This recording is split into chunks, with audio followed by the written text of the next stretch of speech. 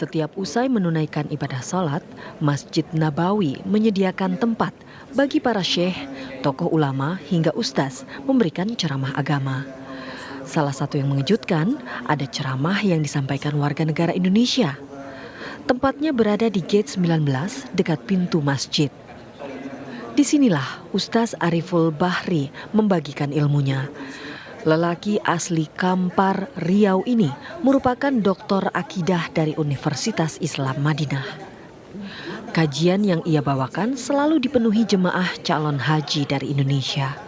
Mereka duduk di sekitar kursi ceramah dan mendengarkan setiap kata dengan saksama.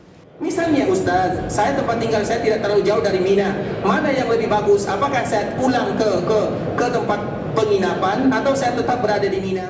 Ustaz Ariful Bahri bisa memberikan ceramah di sini karena dipilih oleh pengurus Masjid Nabawi berdasarkan kriteria dan seleksi yang ketat.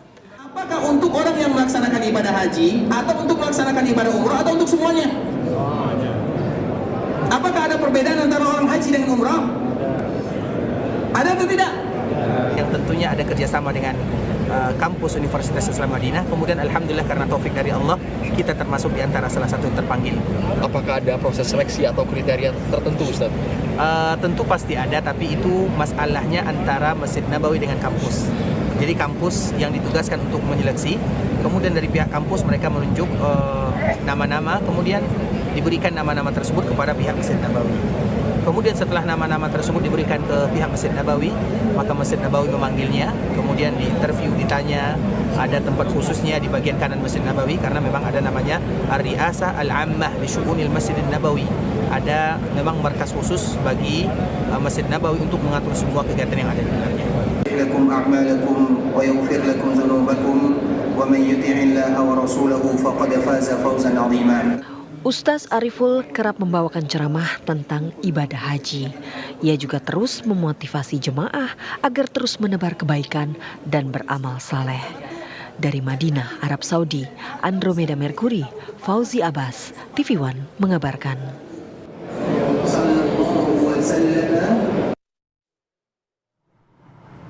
Ya, Tiara dan juga pemirsa penasaran dengan sosok siapa kemudian beliau ini? Sudah ada rekan kami Andromeda Mercury di Madinah yang akan mewawancara beliau secara langsung. Andro, silakan.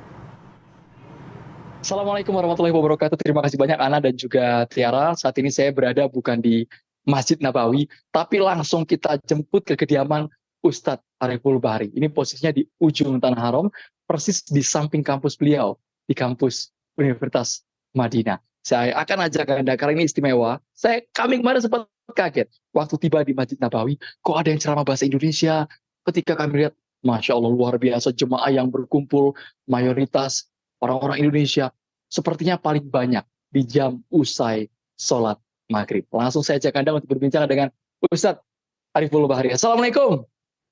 Assalamualaikum warahmatullahi wabarakatuh. Masya Allah luar biasa Pak Ustadz, kami dijemput dari Nabawi langsung ke kediaman Ustadz. Alhamdulillah. Baik, Ustadz, kami ingin tahu Ustadz, bagaimana perjalanan Ustadz sampai akhirnya bisa mengisi kajian ceramah di dalam Masjid Nabawi, Ustadz?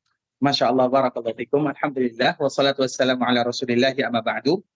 Tentunya senantiasa kita memuji Allah Subhanahu wa Ta'ala, karena bagaimanapun semua nikmat yang ada pada diri kita tidak boleh kita sandarkan kepada diri, karena semuanya bersumber dari Allah Subhanahu wa Ta'ala. Sambil duduk boleh Ustadz ya? Boleh. Baik. Kita tahu dulu, di antara salah satu cita-cita anak-anak kaum muslimin adalah ingin kuliah di Universitas Islam Madinah. Karena di sini terkumpul kurang lebih 170 negara, dan itu semuanya biaya siswa 1000%. Kalau kita biasanya berbicara 100%, kalau di sini biaya siswanya 1000%. Artinya Masya Allah betul-betul, bahkan di antara keajaibannya, untuk orang luar yang tadi 170 negara, itu dibiaya siswakan oleh atau digratiskan oleh pemerintah yang ada di sini. Tapi untuk orang Arab sendiri bayar.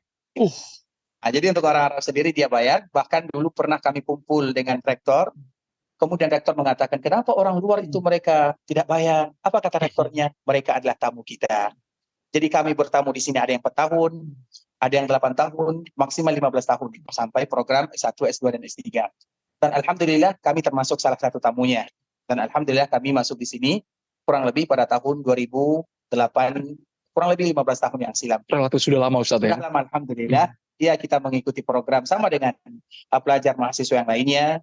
Kemudian antara Masjid Nabawi dengan kampus Universitas Islam Madinah, dua hal yang tidak terpisahkan. Karena pengajar yang ada di kampus itu juga pengajar yang ada di Masjid Nabawi. Imamnya bahkan imam misalnya yang kita kenal dengan Syekh Al-Hudzaify, imam yang senior, dia juga pengajar di masjid di kampus Universitas Islam Madinah. Begitu juga Imam Al-Mu'ajjan, Imam Hussein, Abu Syekh yang mana mereka merupakan dosen kami, rata-rata mereka menjadi imam di Masjid Nabawi. Artinya antara Masjid Nabawi dengan Universitas Islam Madinah satu kesatuan yang tidak bisa terpisahkan. Nah, di antara salah satu programnya adalah ingin menyampaikan risalah dengan bahasa kaumnya. Karena kita tahu yang datang ke Masjid Nabawi itu dari semua penjuru dunia. Kadang-kadang mereka ingin mengambil faedah darinya. Tidak mungkin mereka paham semuanya bahasa Arab. Maka di sana diletakkan ada yang berbahasa Urdu, bahasa Inggris, bahasa Turki, bahasa Indonesia, Melayu, dan semua bahasa. Dan itu bukan hanya ceramah saja, itu seperti khutbah Jumat. Kemudian begitu juga ada di pintu-pintu Masjid Nabawi itu disediakan penterjemah dari berbagai macam negara, dan itu adalah tujuannya demi membantu para jemaah terkhusus tamu Allah yang umroh ataupun yang melaksanakan ibadah haji untuk menyelesaikan hajat dan permasalahan yang mereka hadapi selama mereka ada di tanah suci. Termasuk Ustadz yang terpilih di antara sekian banyak itu. Nah, di antara salah satunya adalah ceramah yang sifatnya resmi di dalam Masjid Nabawi. Kalau tadi kita sebutkan secara umum, di bagian pintunya, di bagian luarnya, sebenarnya banyak titik yang disediakan oleh pemerintah untuk membantu para jemaah, terutama bagi mereka yang tidak pandai bahasa Arab. Nah, di antara salah satunya adalah bagian ceramah. Nah, bagian ceramah ini dulu sudah diampu oleh senior-senior kami, Ustadz Firanda, Ustadz Abdul Rai, Ustadz Anas Burhanuddin, dan alhamdulillah mereka terpilih menjadi penceramah di Masjid Nabawi. Ustadz Anas Burhanuddin setelah Asar, Ustadz Firanda setelah Maghrib, dan Ustadz Abdul Rai setelah Isya. Kemudian alhamdulillah 3 doktor ini mereka pulang ke kampung halaman untuk menyampaikan visi dakwah, risalah. Kemudian tentunya estafet dilanjutkan. Dan alhamdulillah Allah jadikan kami salah satu di antaranya. Masya Allah, dari sekian banyak pelajar Indonesia yang ada di Madinah menuntut ilmu, itu ada proses seleksinya Ustadz? Proses seleksi, mungkin klasifikasi, kami yakin sangat ketat sekali, sangat selektif penguasaan, mulai dari bahasa, mungkin tahfiznya dan macam-macamnya, seperti apa Ustadz? Barakallahu fiikum, kita tahu pelajar yang paling banyak di Universitas Islam Madinah adalah dari Indonesia, yang mana kami di sini kurang lebih 1.600 mahasiswa. Dan itu semuanya sebagaimana tadi yang kita sebutkan, beasiswa 1000%. Mulai dari kita berangkat sampai kita pulang itu gratis dan mereka yang tanggung. Tiket pun mereka yang tanggung. Bahkan zaman kami, tiket ke kampung halaman pun mereka yang tanggung. Allahu Akbar, itu merupakan nikmat yang kita syukuri untuk negara yang ada di sini. Kemudian, bagaimana kita bisa menjadi di sana? Itu sebenarnya tidak ada terstruktur. Karena bisa jadi peraturan berubah-ubah. Di zaman senior kami, mereka terpilih caranya seperti ini. Di zaman kami, cara terpilih seperti ini.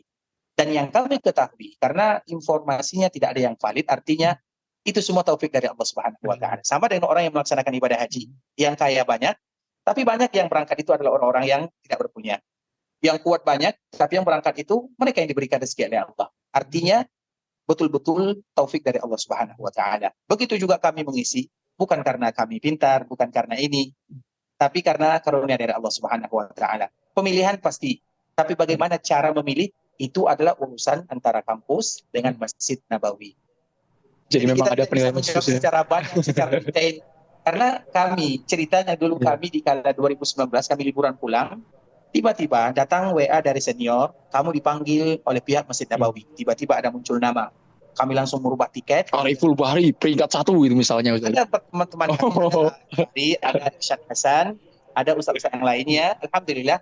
Kemudian, karena kami melihat panggilan dari Masjid Nabawi, kami datang, kemudian ditanya, kamu siap tidak untuk mengajar dengan bahasa Indonesia? Dan itu belum, masih diberikan pilihan, mengajar di dalam, atau penterjemah, atau yang lain. Silakan dipilih.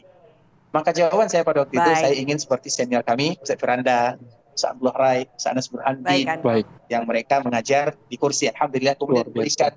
Setelahnya, nanti kami kepanggil lagi. Akhirnya dipanggil lagi, di interview, ditanya-tanya banyaklah di tempat markas yang ada di bagian kanan Masjid Nabawi. Kemudian setelah selesai, maka mereka langsung mengatakan, kapan kita mulai? Maka saya waktu itu lagi semangatnya, malam ini juga kita mulai. Alhamdulillah pada malam itu dimulai, dan alhamdulillah sampai sekarang Allah berikan kemudahan dan kelancaran. Alhamdulillah. Terima kasih banyak Masya Ustadz Allah. Ariful Baik, Bahri, dan Andro. luar biasa animonya kalau di Masjid Nabawi, Ana dan juga Tiara. Kita ingin mendengarkan setiap hari dari Senin sampai Sabtu ya Ustadz ya. Masya Allah, luar biasa. Saya kembalikan ke Jakarta, semoga kisah Ustadz Ariful Bahri ini bisa menginspirasi, memotivasi pelajar Indonesia yang berkiprah di dunia internasional dengan bidangnya masing-masing. Masya Allah. Sosok yang luar biasa sekali ya, dan tentunya Andro sangat beruntung ya Ana ya bisa langsung mewawancarai Ustadz Ariful Bahri tersebut. Jangan lupa Andro untuk sehat selalu, pulang juga ke Indonesia nanti.